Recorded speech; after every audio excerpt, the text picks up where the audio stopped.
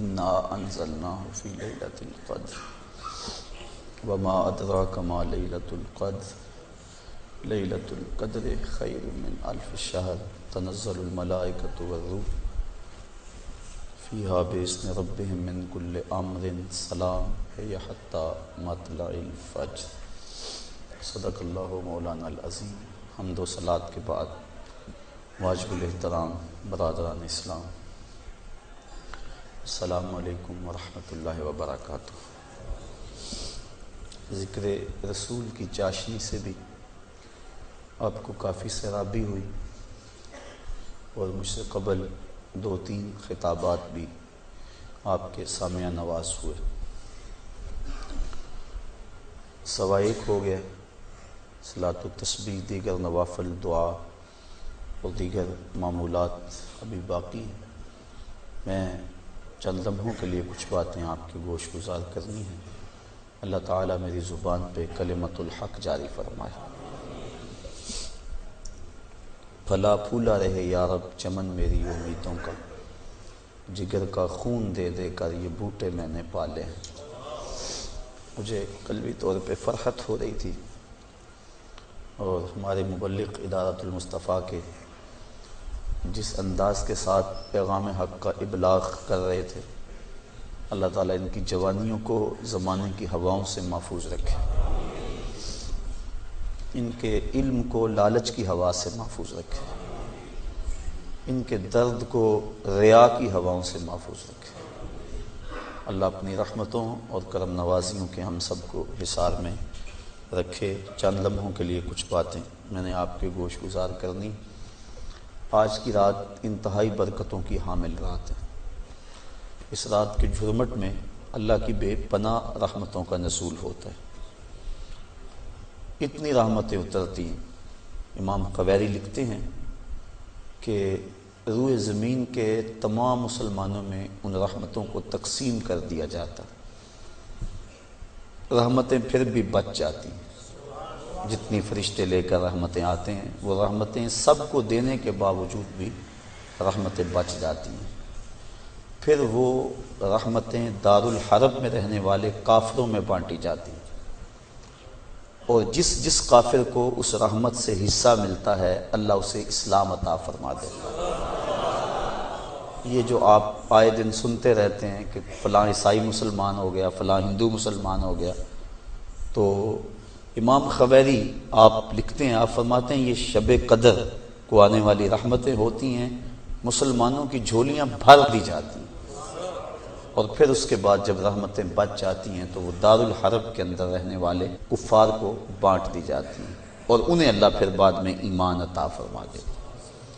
اور ایک روایت کے لفظ اس طرح ہیں کہ پھر وہ رحمتیں چھوٹے بچوں میں بانٹ دی جاتی ہیں۔ اللہ کی رحمتیں کتنی عمیم ہیں اور اس کی رحمتیں کتنی وسیع ہیں۔ اللہ تعالیٰ کے محبوب علیہ السلام نے اللہ کی بارگاہ میں یہ عرض کی تھی کہ مالک، میں اب اپنی امت کو تیرا سلام پہنچاتا ہوں، تیری جانب سے جو سلامتیاں وصول کرتا ہوں وہ اپنی امت کو میں دیتا ہوں، تو جب میں چلا جاؤں گا تو تیری طرف سے اترنے والی سلامتیوں کو اور سلام کو میری امت تک کون پہنچائے گا؟ تو اللہ تعالیٰ نے سورۃ القدر نازل کی، اس میں فرمایا سلام محبوب فکر نہ کر، فرشتوں کی ڈیوٹی لگا دی ہے، وہ قیامت تک تیری امت پر سلامتیاں نازل کرتے رہیں۔ تو اس رات کے جرمٹ میں بے پناہ برکتیں۔ ویسے تو حدیث شریف میں آتا ہے کہ اس کو طاق راتوں میں، آخری عشرے کی طاق راتوں میں تلاش کرو، لیکن حضرت ابی بن کعب رضی اللہ تعالیٰ عنہ قسم کھایا کرتے تھے کہ مجھ سے قسم لے لو کہ شب قدر جو ہے وہ 27ویں کی رات ہے۔ حضرت بایزید بسطامی فرماتے ہیں میں زندگی میں 2 مرتبہ شب قدر کو پایا ہے، اور دونوں مرتبہ 27ویں شب کو ہی پایا ہے۔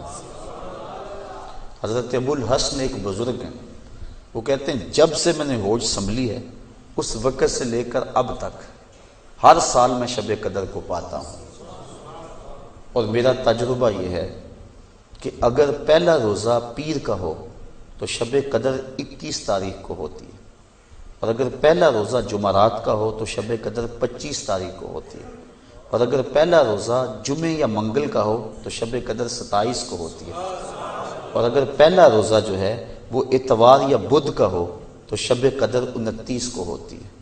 تو اگر ان کے تجربے کو سامنے رکھیں تو اس مرتبہ پہلا روزہ جمعے کا تھا، تو پھر بھی آج کی رات کے دامن میں بے پناہ برکتیں جو ہیں وہ لیلۃ القدر کی رکھی گئی ہیں۔ اللہ تعالیٰ جل شانہ ہمیں اس رات کی برکتیں لوٹنے کی توفیق عطا فرمائے۔ اس کی رحمتیں بازو پھیلائے آواز دیتی ہیں بندے کو کہ کوئی ہے بخشش مانگنے والا، کوئی ہے رزق مانگنے والا، کوئی ہے سوال کرنے والا، میں اس کی جھولیاں بھر۔ ہم تو مائل بکرم ہیں، کوئی سائل ہی نہیں، راہ دکھلائیں کسے، کوئی راہ روے منزل ہی نہیں۔ صرف 4 اشخاص ہیں جو اس رات محروم رہتے ہیں۔ ایک عادی شرابی، شراب کا رسیہ، دوسرا والدین کا نافرمان، تیسرا قاطع الرحم، خون کے رشتوں کو توڑنے والا، اور چوتھا وہ شخص جو سخت دشمنی رکھنے والا ہے۔ اور سخت دشمنی اس کو کہتے ہیں جو 3 دن سے زائد ہو، کیونکہ مومن جب ایک دوسرے سے ناراض ہو جاتے ہیں تو 3 دن سے زیادہ ناراض نہیں رہتے۔ تو جو 3 دن سے زیادہ ناراض ہیں ان کو سخت دشمنی رکھنے والا کہا جاتا ہے۔ تو اس رات کی جرمٹ میں، اس رات کے حسین لمحوں کے اندر یہ 4 بندے اللہ کی رحمتوں سے محروم رہ جاتے ہیں۔ اگر توبہ کر لیں تو اللہ تعالیٰ جل شانہ اس رات کا حصہ ان کو بھی عطا فرما دے گا۔ اور ایک حدیث کے اندر آتا ہے کہ جو شخص شب قدر کو 2 رکعت نوافل اس طرح ادا کرے کہ سورہ فاتحہ کے بعد 7 مرتبہ سورہ اخلاص پڑھے، اس کے بعد سلام پھیر کے کہے استغفر اللہ و اتوب الیہ، اور یہ 70 مرتبہ پڑھے بعد میں، تو اپنی جگہ سے اٹھے گا نہیں کہ اللہ اسے بھی اور اس کے ماں باپ کو بھی بخش دے گا، یہ اللہ اسے انعام عطا فرماتا ہے۔ انشاءاللہ بعد میں ہم اس کا اہتمام کریں گے۔ اور بھی نوافل، وظائف اور مختلف جو ہیں وہ شب قدر کی برکتیں اور فضیلتیں ہیں۔ سورہ تکاثر اور اس کے بعد سورہ اخلاص پڑھنے کا حکم ہے، اور وہ 4 رکعتیں ہیں، 70 مرتبہ پڑھی جائیں۔ دیگر مختلف جو ہیں وہ علماء نے اپنے اپنے تجربات اور ان کو جو روایات ملی ہیں وہ امت تک منتقل کی ہیں۔ تو یہ رات اپنے دامن میں اس اعتبار سے بہت ساری رحمتیں لیے ہوئے ہمارے ہاں جلوہ گر ہے۔ اللہ تعالیٰ اس رات کی برکتیں ہم سب کو نصیب فرمائے۔ اس کو توبہ و انابت کی رات بھی کہا جاتا ہے۔ جب انسان جاگتا ہے اس رات میں تو اللہ تعالیٰ جل شانہ ما قبل کے سارے گناہوں کو معاف فرما دیتا ہے۔ وہ فرمایا کہ من کاما لیلۃ الصیام، لیلۃ القدر اس سے مراد ہے، ایمانم و احتسابا غفر لہ ما تقدم من ذنبہ، جس نے لیلۃ القدر کو قیام کیا اللہ تعالیٰ اس کے پچھلے سارے گناہوں کو معاف فرما دیتا۔ ایمانم و احتسابا، 2 شرطیں، ایک ایمان کی حالت میں ہو اور دوسرا اپنے نفس کا محاسبہ کر رہا، کیونکہ اپنے نفس کو محاسبے میں رکھنا چاہیے، اس کو بے لگام نہیں ہونے دینا چاہیے۔ جو پڑھ رہے ہیں، کہہ رہے ہیں، اس پر مانن استحضار موجود ہو، اور ہم اگر توبہ کریں، رجوع لائیں اس کے حضور، تو وہ صرف زبان سے نہ ہو بلکہ ہمارے دل کی اتھاہ گہرائیوں سے۔ فرمایا کہ التائب من الذنب کمن لا ذنب له والمستغفر من الذنب وهو مقیم علیہ کالمستہزئ بربہ، جو گناہوں سے توبہ کرتا ہے وہ تو ایسا ہے جس طرح اس نے گناہ کیا ہوا ہی نہیں، اور جو توبہ کرتا ہے، استغفار بار بار پڑھتا ہے، استغفر اللہ کہتا ہے، لیکن وہ گناہوں کو چھوڑنے کا ارادہ نہیں پاتا اپنے اندر، جمع ہوا ہے گناہوں پر۔ کہا کل مستہزئ بربہ، وہ اپنے رب سے مذاق کرنے والا ہے کہ جس پر استغفار کر رہا ہے اس کو تو چھوڑ ہی نہیں رہا، اس کا تو ارادہ ہی نہیں کر رہا کہ میں نے اس کو چھوڑنا ہے، تو وہ تمسخر کرنے والا کہلاتا ہے۔ تو جو ہم دعا مانگتے ہیں، جو ہم کہتے ہیں، مانن اس کا استحضار ہونا چاہیے، اور جو ہم اللہ سے وعدہ کرتے ہیں اس وعدہ کو پورا کرنے کی کوشش کرنی چاہیے۔ اللہ تعالیٰ کریم ہے۔ حضرت عائشہ صدیقہ رضی اللہ تعالیٰ عنہا فرماتی، میں نے حضور سے عرض کی ترمذی اور ابن ماجہ کی روایت ہے کہ جب میں شب قدر کو پا لوں تو میں اللہ سے کیا مانگوں؟ تو حضور نے جو دعا تعلیم دی وہ یہ تھی کہ اللہ کی بارگاہ میں پھر عرض کرنا کہ اللہم انکا عفو کریم تحب العفو فاعف عنی، اے اللہ تو معاف کرنے والا ہے، کرم فرمانے والا ہے اور معافی کو پسند کرتا ہے، مجھ سے درگزر فرما لے۔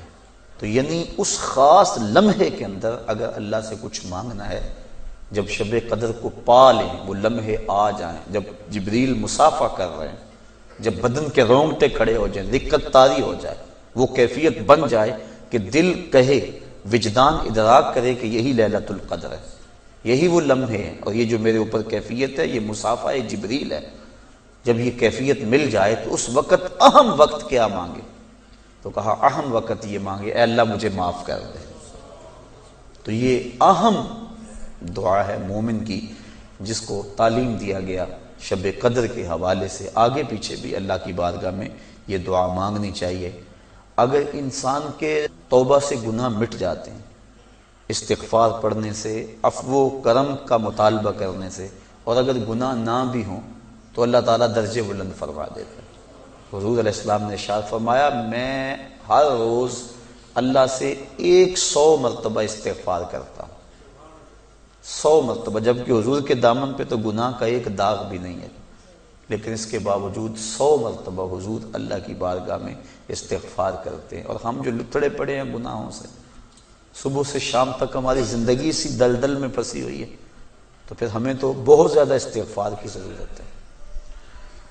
اللہ اکبر، عبرت اللہ نصیب فرما دے۔ وہ ایک بچہ تھا چھوٹا، جنگلوں میں رو رہا تھا اور اس کی آنکھوں میں آنسو امٹ رہے تھے اور چیخ رہا تھا، رو رہا تھا۔ کوئی بزرگ تھا، وہ قریب سے گزرا، دیکھا بچے کو رو رہا ہے، کہا بیٹا کیا ہوا ہے؟ کہا اللہ سے بڑا ڈر لگتا ہے۔ چھوٹا سا بچہ 6-7 سال کی عمر ہے۔ اللہ اکبر، اللہ سے ڈر لگتا ہے۔ تو اس نے کہا بچہ تیرے تو نامہ اعمال میں ابھی گناہ ہی درج نہیں ہوا، جب تک انسان بالغ نہیں ہوتا تو نامہ اعمال نہیں کھولا جاتا، جب بلوغت ہوتی ہے تو فرشتے نامہ اعمال کھول کے بیٹھ جاتے ہیں۔ تو کہا تیرے تو نامہ اعمال میں گناہ ہی نہیں ہے، تو کیوں رو رہا ہے؟ کہا میں نے اپنی امی کو دیکھا تھا کہ وہ چولہے کے اندر لکڑیاں ڈال کر ان کو آگ لگاتی تھی، آگ نہیں لگتی تھی، دیا سلائی بجھ جاتی تھی۔ اس نے چھوٹی چھوٹی لکڑیاں لی اور ان کو توڑ کے نیچے رکھا، پہلے چھوٹیوں کو لگائی اور ان کو لگی، پھر بڑیوں کو لگ گئی۔ تو میں اس وقت سے چیخ رہا ہوں کہ حشر کے دن جہنم کے اندر اگر بڑے بڑے گناہ گاروں کو ڈالا گیا، آگ نہ لگی تو مجھ چھوٹے کو نہ رکھ لیا جائے۔ یعنی خوف اور خشیت کا عالم دیکھیے۔ تو کہا میں تو اس وجہ سے ڈر رہا ہوں۔ تو جن کے ذمے گناہ بھی نہیں ہیں وہ ڈر رہے ہیں، رو رہے ہیں، جس کے دامن کو اللہ نے عصمت کے پھولوں سے مزین کیا ہوا ہے، وہ تو روز 100 مرتبہ استغفار کریں اور اللہ سے توبہ کریں۔ اور ہم جو سراپا گناہ ہیں، ہماری سوچ، ہماری فکر، ہمارے خیال، ہمارے کاروبار گناہوں میں لتڑے ہوئے ہیں سب کچھ۔ تو اس لیے ہمیں بہت زیادہ ضرورت ہے اس بات کی کہ ہم اللہ کے حضور رجوع کریں۔ یہ ایک رات 1000 مہینے سے بہتر ہمیں دے دی گئی۔ 1000 مہینے کی عبادت کریں، 83 سال اور 4 ماہ بنتے ہیں۔ اتنی دیر قیام میں کھڑے رہو، رکوع اور سجدے میں کھڑے رہو، اور ایک رات عبادت میں گزار لو۔ اور ایک روایت میں پڑھا جو اس رات میں اللہ اکبر جتنی دیر میں بکری کا دودھ دھویا جاتا ہے، کتنی دیر لگتی ہے بکری کا دودھ دھوتے ہوئے، اتنی دیر قیام کیا، کھڑا رہا عبادت میں، نماز میں، جتنی دیر میں بکری کا دودھ دھویا جاتا ہے، اللہ تعالیٰ اس کی مغفرت اور بخشش فرما دیتا ہے اور اس کو پوری لیلۃ القدر کی فضیلت عطا کر دیتا ہے، جس نے اتنا قیام کیا جتنا بکری کا دودھ دھوتے ہوئے وقت لگتا ہے۔ تو اللہ نے یہ مجھے اور آپ کو توفیق عطا فرمائی اور امت کو یہ مزاج عطا کر دیا کہ وہ جتنے مرضی گناہ گار ہوں، شب قدر کو تو جاگنے کا معمول بن گیا ہے۔ اور کئیوں کو الحمدللہ توبہ بھی نصیب ہوتی ہے، پکی توبہ، اور یہ بہت بڑی دولت ہے۔ زندگی مختصر سی ہے، میں چونکہ تقریر اور گفتگو لمبی نہیں کرنی ہے، اختصار سے عرض کر رہا ہوں کہ مختصر سی زندگی ہے، پتہ نہیں کب سانسوں کی مالا ٹوٹ جائے۔ اور ہم موت کی آغوش میں چلے جائیں، پھر کوئی حجت باقی نہ رہے۔ مجھے اور آپ کو اپنی اصلاح کے لیے کوشش کرنی چاہیے۔ ذکر فکر میں آج کی رات ہم گزاریں گے اور بوقت سحر تک آپ یہاں موجود رہیں۔ آپ کے لیے انشاءاللہ العزیز سحری کا انتظام بھی کیا گیا ہے۔ معتکف حضرات جو 10 دن سے آئے ہوئے ہیں، ان کا مقصد اور مدعا لیلۃ القدر پانا ہے۔ آپ بھی لوگ ہیں، کچھ آج نئے آئے ہیں، تو اللہ تعالیٰ جل شانہ ہم سب کو اپنے قرب کی راہیں عطا کر دے اور ہمارے لیے عمل آسان کر دے۔ اب ہم ذکر کریں گے اور اس کے بعد استغفار پڑھیں گے، اس کے بعد دعا ہوگی، دعا کے بعد انشاءاللہ سلام، اور سلام کے بعد صلاۃ التسبیح، اور وہ جو 2 رکعت نفل میں نے آپ کو بتائی ان کو ہم جماعت سے پڑھ لیں گے، چونکہ اکٹھے تو ہوئے ہیں، اسپیشل اعلان تو نہیں ہے اس کا۔ تو اس کے بعد سحری کا وقت ہو جائے گا۔